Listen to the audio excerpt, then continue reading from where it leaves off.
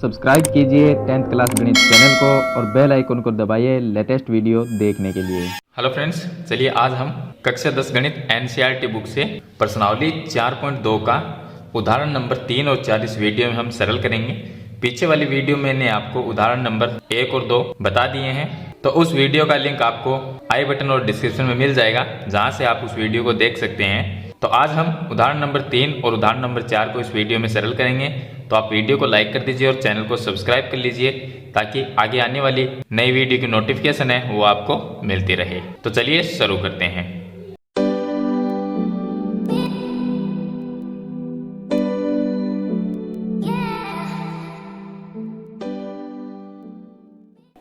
इसमें हमें दिया गया है उदाहरण नंबर 3 में कि गुणनखंड द्वारा समीकरण के मूल ज्ञात कीजिए। तो गुणनखंड से हम इस समीकरण के मूल ज्ञात करेंगे।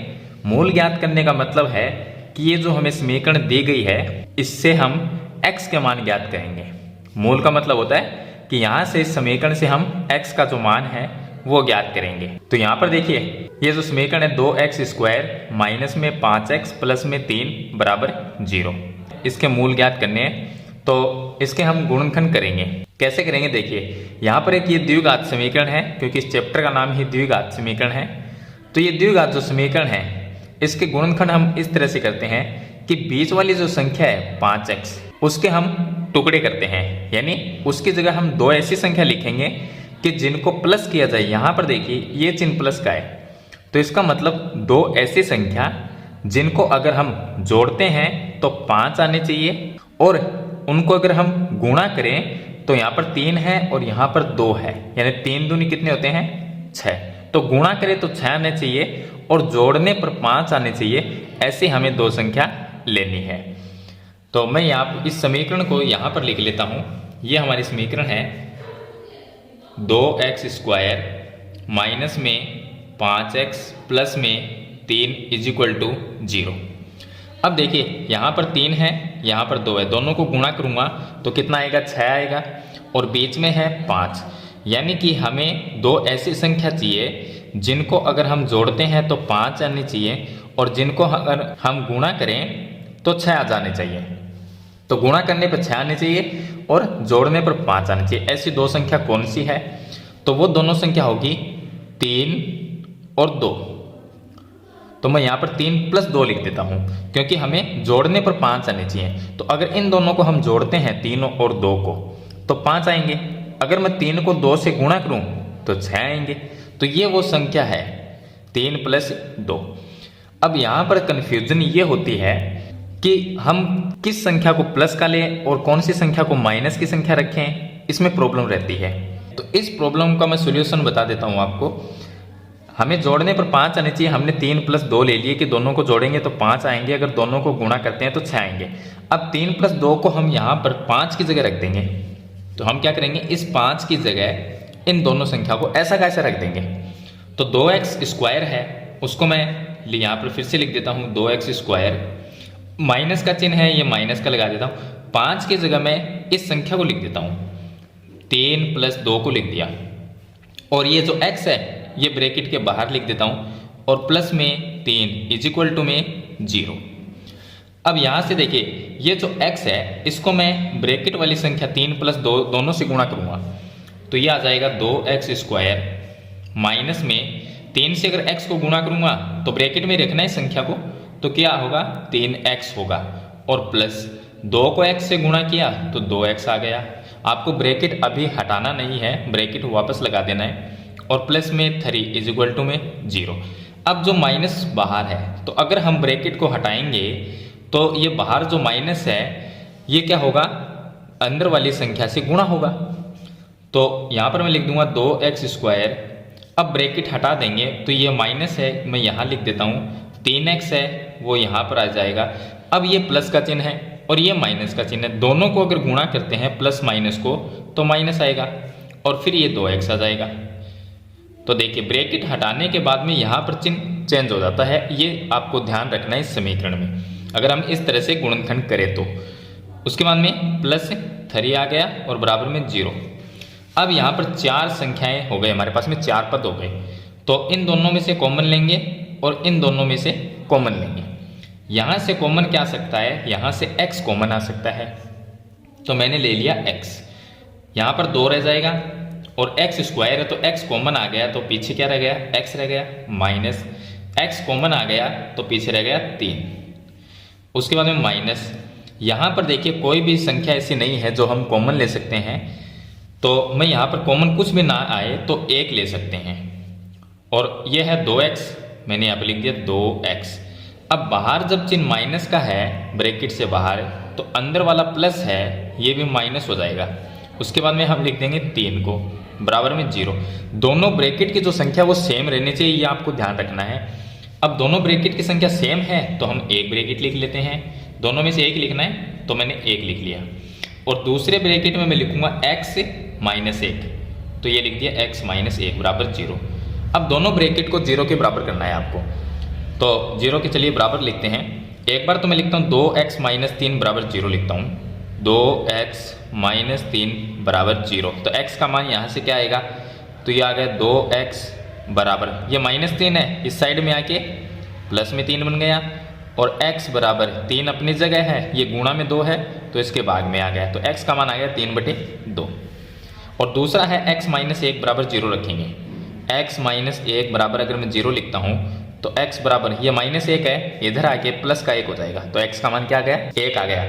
अब इस जो समीकरण दी गई है इसके मूल क्या हो गए, इसके मूल हो गए 3/2 और हो गया 1।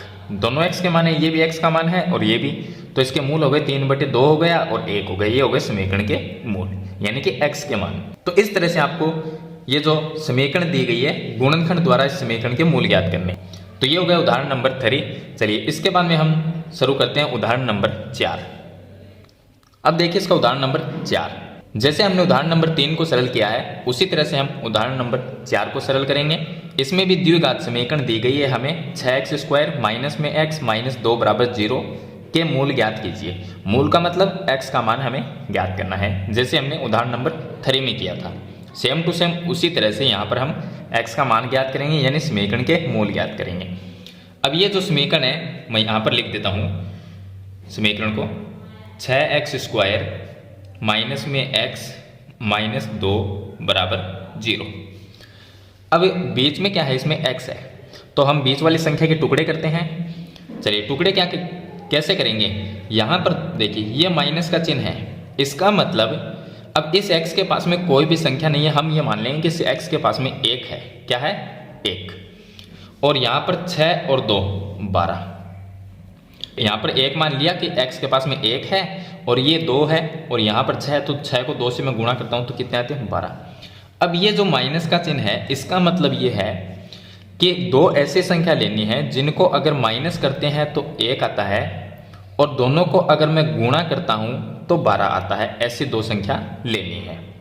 तो वो संख्या देखिए घटाने पर क्या आना चाहिए, 1 आना चाहिए, गुणा करने पर 12 आना चाहिए, तो वो संख्या हो जाएगी हमारे पास में 4 और 3। 4 माइनस 3 लिख देता हूँ मैं, 4 में से 3 को अगर माइनस करते हैं तो 1 आता है और दोनों को गुणा करते हैं तो 12 आता है, तो ये दोनों हमें संख्या मिल गई। चलिए ये संख्या में 4 माइनस 3 x की जगह लिख दें, x की जगह नहीं लिखेंगे, हम ये मान चुके हैं कि x के पास में 1 है तो उस 1 की जगह लिखेंगे।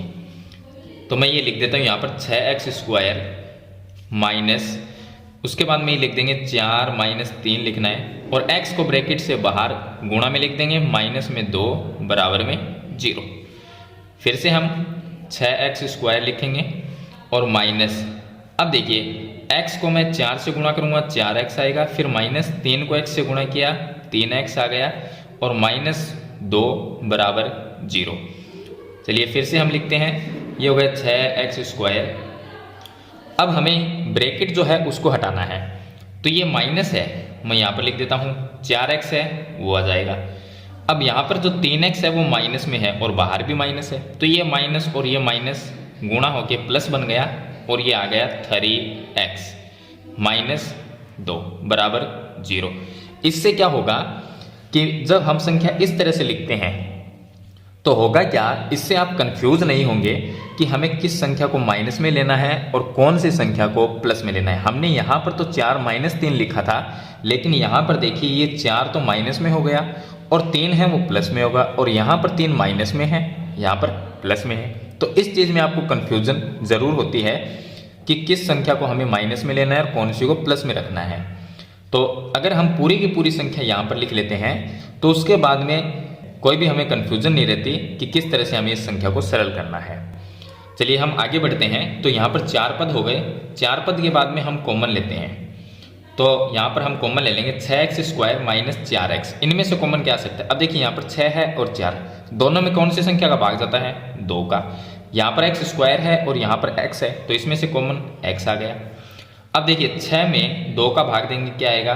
3, और x² में x का भाग देंगे तो x आएगा, फिर माइनस 4 में 2 का भाग देंगे 2 आ जाएगा, और x में x का भाग दिया तो 1 आया, लिखेंगे नहीं उसको। उसके बाद में प्लस 3x माइनस 2। यहाँ पर कॉमन कोई भी संख्या नहीं आती है तो हम क्या लिखेंगे? 1 मान लेंगे।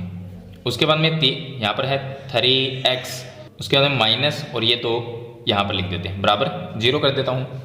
दोनों ब्रैकेट सेम रहने चाहिए, ये आपको ध्यान रखना है। तो दोनों ब्रैकेट में से एक ब्रैकेट लिख लेते हैं 3x माइनस 2, और दूसरा ब्रैकेट क्या लिखेंगे?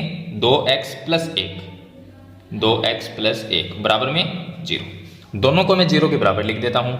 एक बार लिखेंगे इस ब्रैकेट को 0 के बराबर, तो क्या है? ये ब्रैकेट है 3x माइनस 2 बराबर, अगर मैं 0 लिखता हूँ तो ये आएगा 3x बराबर 2 हो जाएगा।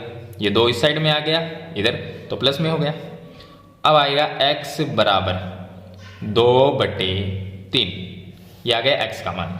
और इस ब्रैकेट को भी हम 0 के बराबर लिखेंगे, तो ये है 2x प्लस 1 बराबर, अगर मैं 0 लिखता हूँ तो 2x बराबर माइनस 1। ये प्लस में 1 है, इस साइड में आके माइनस में 1 बन गया, और x का मान क्या आएगा? -1, इसके बट्टे में आ जाएगा 2।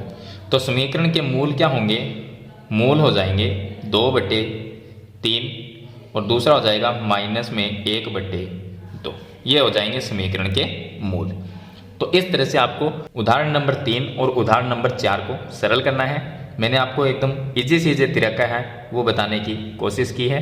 वीडियो अच्छे लगे तो लाइक और शेयर जरूर कर देना। इस चैनल पर नए हैं तो सब्सक्राइब करना और साथ में बेल आइकन का बटन जरूर दबाना, ताकि आगे आने वाली वीडियो आपसे मिस ना हो सके। तो आज के वीडियो में इतना ही, मिलते हैं एक नई वीडियो के साथ, तब तक के लिए थैंक यू।